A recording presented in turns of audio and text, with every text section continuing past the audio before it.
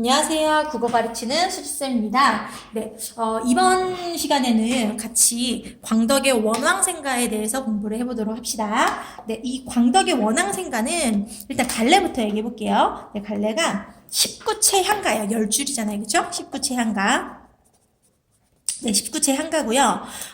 이 향가라는 작품은 우리 전에 했었죠. 어느 시대?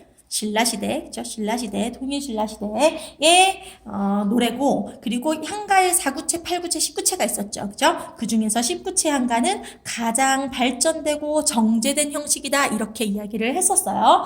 네. 그래서 이제 이 19채 향가는 뭐 귀족이나 승려나 뭐 화랑 같은 좀 이렇게 상류층 계층이 있었다. 이런 얘기 했었고요. 그리고 향가는 뭐로 기록됐다 그랬죠? 향가는 향찰이라는, 그쵸? 향찰이라는, 표기수단으로 기록이 되었다. 이 향찰이 뭐였냐면, 한자의 음과 뜻을 빌려서 우리말 문장 전체를 표기하는, 기억나시죠? 그죠? 한자의 음과 뜻을 빌려서 우리말 문장 전체를 표기한다는 게 어떤 뜻이었죠? 뭐뭐이, 뭐 이런 거, 뭐뭐까지, 뭐뭐 합니까? 이런 것까지 다 표기한다는 거예요. 그래서 향찰을 통해, 표기를 했고요. 그리고 19채 향가는 4 플러스 4 플러스 2의 3단 구성이었어요. 그쵸? 그래서 3단 구성이고, 그리고 마지막에 이 부분을 낙구라고 했는데, 낙구의 첫머리는 뭐로? 네, 뭐로 시작한다? 네, 감탄사로 시작한다. 그쵸? 감탄사로 시작한다. 이런 이야기도 했었습니다. 자, 그러면 이제 이 원앙생가의 갈래에 대한 어떤 설명은 일단 끝났고요. 자, 이 원앙생가는 어느 책에 수록되어 있는 작품이냐면, 그 일연의 삼국유사 아시죠? 삼국유사. 네, 삼국유사에 기록되어 있는 작품이에요. 그런데 이 삼국유사는 이야기책이잖아요. 그쵸? 네, 그래서 이렇게 막 노래를 담은 책은 아니란 말이에요. 근데 삼국유사에 어떤 배경설화 함께 실려 있어요. 자, 근데 이 원왕생가의 배경설화는 어떤 내용이냐면, 자, 광덕이랑 엄장이라는 친구가 있었어요. 그러니까 얘네들은 친구이면서 라이벌인, 네, 선의의 경쟁을 하는 라이벌이었어요. 근데 얘네들은 둘 다 이렇게 돌을 닦는, 그 승려들이었어요. 근데 이제 광덕이랑 엄장이랑 내기를 했는데 뭐냐면 둘 중에 먼저 극락왕생하는 사람, 극락세계에 가는 사람이 알려주기로 하자 이렇게 얘기를 했대요. 근데 자, 광덕은 결혼을 해서 아내와 함께 살았고요. 이 엄장은 결혼하지 않고 그냥 혼자 밭을 갈면서 경문을 외우면서 그렇게 살았어요. 그러면 자, 우리가 딱 생각해 봤을 때 누가 먼저 극락세계 갈까요? 당연히 엄장이 먼저 가지 않았을까? 맨날 이게 경문 외우고 막 뭐 밭 갈고 힘들게 뭐 일하고 이렇게 살았으니까 네 그렇게 하겠지만 사실은 광덕이 먼저 극락세계 가게 됩니다. 여기서 극락세계에 간다는 거는 나쁜 뜻 아니에요. 되게 좋은 거예요. 근데 이 사람들의 궁극적인 목표예요. 이 광덕과 엄장의 궁극적인 목표가 바로 극락왕생하는 것. 극락세계에 가는 것. 네, 그건데, 자, 그래서 어쨌든, 이제, 광덕이 먼저 극락세계에 가게 됩니다. 그래서 이제, 어느 날 엄장이 이렇게 밭을 갈고 있었는데, 어떤 목소리가 들리는 거예요. 뭐, 엄장 나는 먼저 가네, 뭐, 곧 나를 따라오게, 이런 소리가 들려요. 그래서 엄장이 좀 이상하게 생각해서 광덕의 집에 가봤어요. 그랬더니 광덕은 없고, 아내만 있는 거예요. 근데 이 광덕 어디 갔어요? 극락왕생 했잖아요. 그죠? 이 극락왕생은 어떻게 보면 죽음이죠, 죽음. 그죠? 그래서 이제 이 엄장이 광덕의 아내에게 이제 광덕이 죽었으니 나와 함께 삽시다 이렇게 얘기합니다. 그런데 이제 아내가 오케이를 했어요.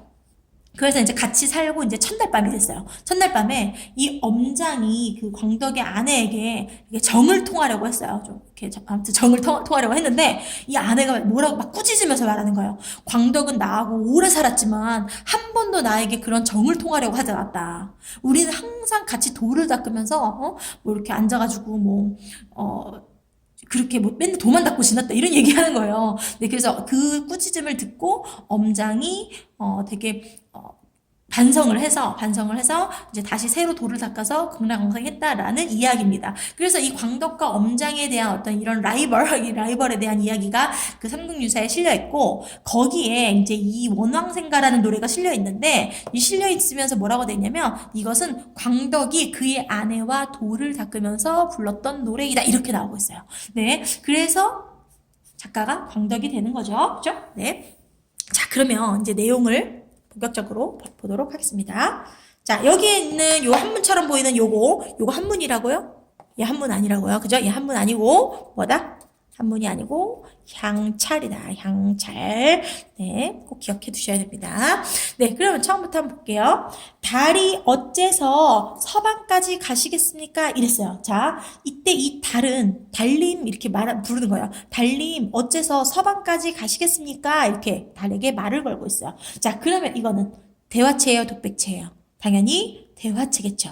시는 무조건 대화체 아니면 독백체예요. 아셨죠? 네, 근데 여기서 달님 어째서 서방까지 가시겠습니까? 라고 질문을 하고 있는 거 보니까 이거는 대화체구나. 자, 근데 여러분 이거 아셔야 돼요. 뭐냐면 대화체하고 대화 형식하고 같은 거게요, 다른 거게요? 완전히 다른 겁니다. 대화체는 말투만 보는 거예요. 말투가 누군가한테 말을 건네는, 그러니까 뭐 이렇게 말을 거는, 그죠? 말투만 보는 거고, 대화 형식은 뭘 봐야 되냐면 주고받고, 내가 뭐 물었어요. 그럼 다른 사람이 대답하고, 이게 있어야 돼요. 그래서 대화 형식은 주고받고가 있어야 돼요. 그러면 얘가 혼자 이 화자가 달에게 계속 말을 하고 있는 거거든요. 그래서 얘는 대화 형식 아니고요. 대화체이다 라고만 알아두시면 됩니다. 네, 그러면 자, 이제 달부터 다시 한번 볼게요. 달님 어째서 서방까지 가시겠습니까? 여기서 달은 제가 부탁하는 거예요. 달님 가셔서 뭐 좀 전해주세요. 막 이렇게 달에게 부탁하거든요. 그래서 달은 기원의 대상이고요. 기원의 대상. 자, 그리고 얘는요, 이제 제가, 이 화자가 이 달한테 뭐라고 하냐면, 무량수불 전에 보고의 말씀을 빠짐없이 아뢰주소서 이렇게 얘기거든요. 그래서 나의 소원을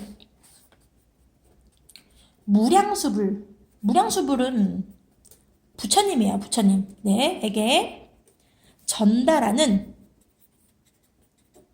매개자의 역할을 한다.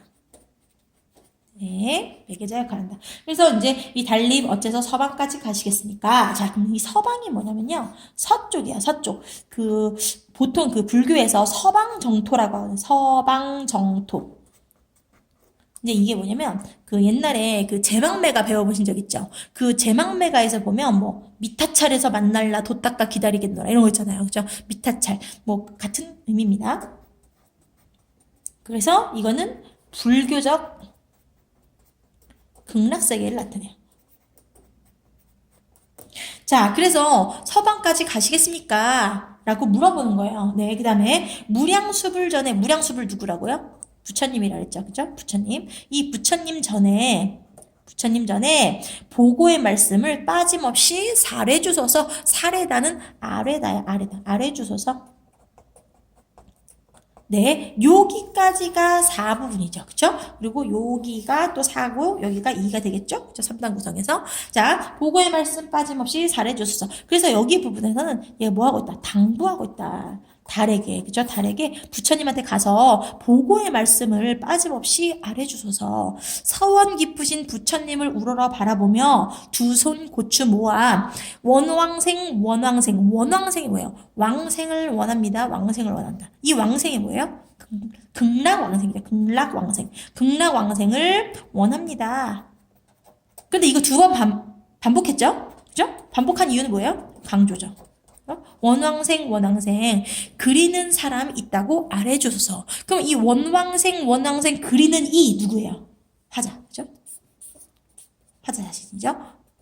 그리는 이 있다고 아뢰주소서. 그 다음에 이 몸 남겨두고 48대원 이루실까? 나만 빼고 48대원 이루실까? 그러니까 나도 뭐 하고 싶습니다.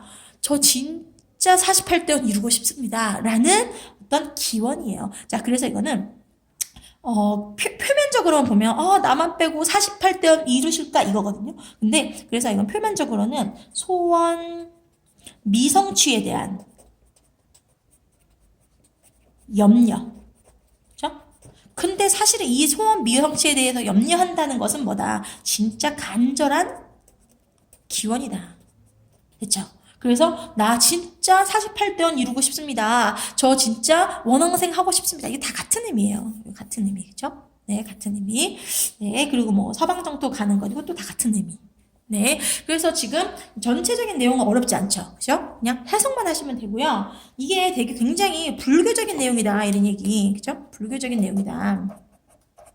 그리고 뭐 기원적. 그죠? 부처님한테 저 왕생하고 싶습니다. 왕생하고 싶습니다. 하고 기원하고 있다라고 할 수 있죠. 네. 그리고 뭐 달림 이렇게 막 이렇게 불렀잖아요. 그죠? 이런 거 뭐 돈호법이라고. 돈호법 들어보셨죠? 네, 돈호법. 그리고 중간에 이거 있으니까 뭐 영탄법 이런 것도 나올 수 있고요. 네. 네, 그리고 이제 이거는 그 극락왕생에 대해서 간절한 염원을 나타내는데,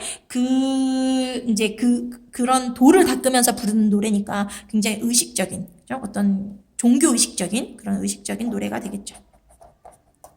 네.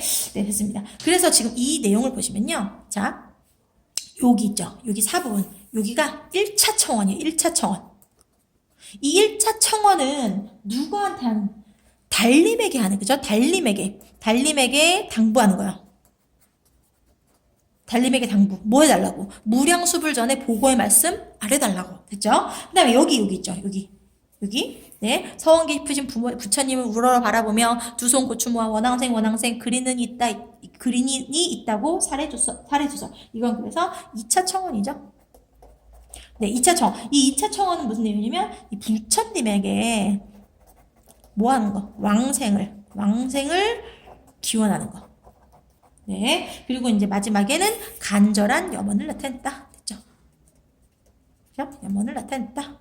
네. 이렇게 이해하시면 될 것 같습니다. 네. 나머지는 뭐 어려운 거 없어요. 그죠? 여기서는 어려운 거 없어요. 그리고 이런 배경설화 속에, 그죠? 이련의 삼국유사의 광덕과 엄장이라는 사람의 배경설화 속에 들어있는 노래다라는 거 기억하시면 되겠습니다. 네. 오늘은 여기까지. 안녕.